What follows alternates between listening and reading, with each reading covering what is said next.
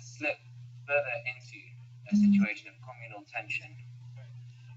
Lookman, we've heard that this group emerged very, very rapidly. What would you say are the conditions that have produced this? What's led to this sudden growth of this organisation? Yeah, John. Now, if you want to understand why they came up, you need to go into a bit of history as well. Now, if you look at Buddhism that's being practiced in Sri Lanka, of course, that's what is called the Theravada Buddhism. But the analysts, they talk of what is called a Sinhala Buddhism. Sinhala Buddhism. The problem is the Sinhalese, more than the Tripitaka, their scripture, they go by what is called a historical chronicle, which is called the Mahavamsa, which they quote for various things as if it's the God's word. It's a very, very, it's authentic type of thing.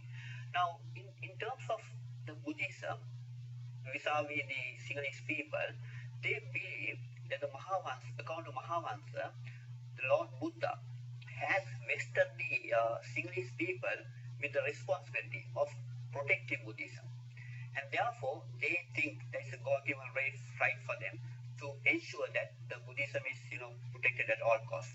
So in this, the ones that the Bodhimala Sena or the Sinharavya, that the echo of Sinhala people, that's what it means, or the Ravana Balakaya, those three main hate groups, they actually consider that Mahavansa version of Buddhism as their, the ideology.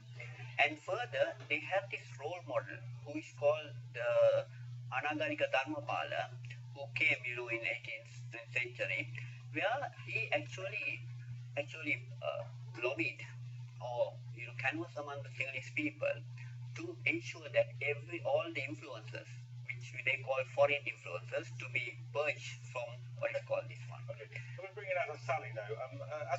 Can you tell me what kind of response has been among Muslims and what your evaluation of the government's response to this has been?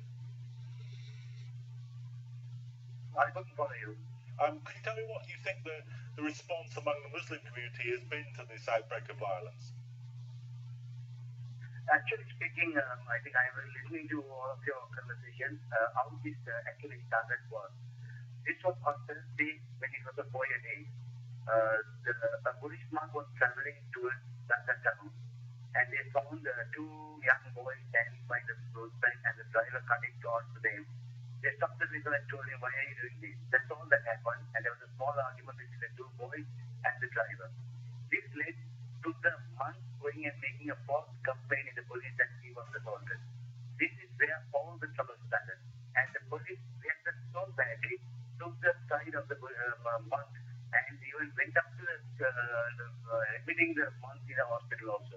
And they demanded, with 2,500 people coming in front of the police station, Japanese police station, demanded the arrest of the three people, and the police, area people produced the three people there. They were remanded for 14 days. There again, the Buddhist people who went there demanded the police to show them the three people who were arrested. Police has no authority to show anybody who has been taken into custody because that will affect the identification studies. So there was a big hue and cry there, and that is how it started. And then the Buddhist monk went and put another application to have a big meeting on Sunday. When we knew that this was happening, I went into that town. I went into Alukam and met the senior DIG, the officials, all these people, and told that this is very bad and the situation is very tense. And they were accusing that it was a Muslim extremist group that was there. I said, there is no extremist, there is nobody, there is just ordinary civilians. If you need any more document, you can search. And please don't accuse the three boys as this, because until and unless that he is found guilty, that person is pleaded innocent. So please do not do this. Okay. I also give a... Okay, yeah, thanks very much. I'll just come back to you in a moment. But first, David Griffiths, what's the response of Sri Lanka's neighbours been? What's the response of the sort of regional powers been to this crisis?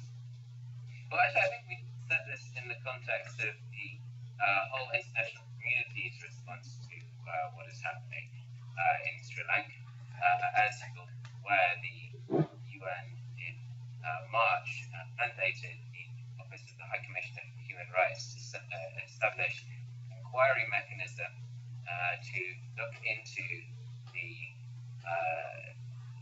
circumstances of the end of the war and to carry out a full investigation into that and to report back to the Council.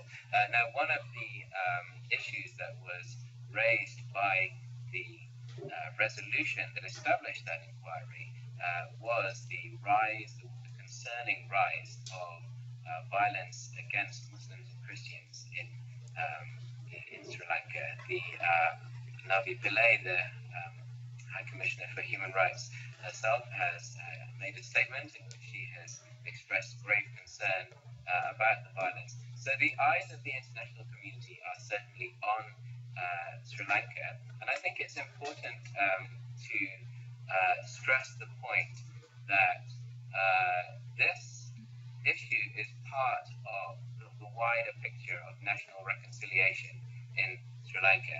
It is not possible to make serious progress towards ethnic reconciliation on the one hand, while we're seeing these rising violence and discrimination against religious minorities on the other hand. What Sri Lanka needs is a national reconciliation process that involves all communities, ethnic and religious, living together harmoniously. And so it's important to see the need to address communal violence such as this as part of that wider reconciliation process. But do you think that's, is that a likely prospect? I mean, it is only the blink of an eye since the end of a very long, battle with the Tamils. Now we have this crisis. Are we likely to make the kind of progress that that was the hope of everyone in Sri Lanka. In fact, even I, from UK, I went back to Sri Lanka and to work in a peripheral university with the hope of peace and prosperity, because this reconciliation process is going on and all that. With that hope was blasted, was scattered by this emergence of this group. So, but we went there. But I should tell you something, that is, the most important thing is the general public, the Sinhalese people are so good. They're very nice people. They're not racist or extremists. It's this very small number of group, a very small number of people who are the extremists and racist. So they are not allowing us, even for this, during the ethnic violence, we see that, we get the reports. For the local people, they have said it's not we who have done this. It's somebody who brought this.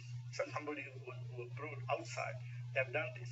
So but it's very unfortunate. We were expecting a reconciliation process, but what we were given was, this terror. In fact, the Muslims, they came to Geneva to support the government, and other Muslim countries supported us in Sri Lanka in Geneva. But we supported in Geneva, but what the government gave us was the terror mode and BBS. Very unfortunate. I take the point that Mustafa is making, that most Sinhalese people won't be necessarily sympathetic, but I mean, we know ourselves from the far right in Europe that a determined minority can change the political culture, or at least the political environment in the country. Is BBS big enough to do that? Well, if you even look at Hitler's Germany, that's the same. I have in fact written a book on what is called the Mirage of Dignity, which is already been published. In that, I always argue that it's the bystander that has to take up a position. In terms of crisis, if you take a position of neutrality, it's dangerous. You are supporting the perpetrator. So this is what exactly happening in Sri Lanka. Now, if you want to understand the influence of BBS into this one, as Dr. Rice rightly pointed out, there are certain things that are happening where the accusing finger is being pointed at the government at the moment, and also there are other conspiracy theories that are coming up. So whether the Buddha Sena or the other hate groups are being used as pawns, right, depending on who is responsible for this, where there are some conspiracy theories like the opposition groups are accusing the government of colluding with the, or they're using them as a tool for political reasons. The other ones are being pointed out, even Norway, for example, right after the the end of the Tamil Tigers War, there was this Norway who was doing what is called an honest broker role, which was totally with the Sri Lankan people did not take it very in a nice way. So that is another one. Another one is the BBS is increasingly having a lot of contacts with Viratu in Burma. Now he in fact visited recently Burma, and there appears to have signed certain agreements. Even more violent. Yes. So which means and even Israel is being one of the town. So this is a lot of conspiracy theories are being tested out. So unless the government, as the representative from the Amnesty International was pointing out, if the government is supposed to do impartial inquiry, this all will come out who is responsible.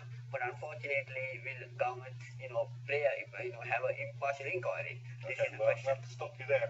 We've come to the end of the first part, but we'll be looking at precisely those issues and trying to get behind some of the complexities that we've just been talking about there in the second half of the programme. So do rejoin us after the break.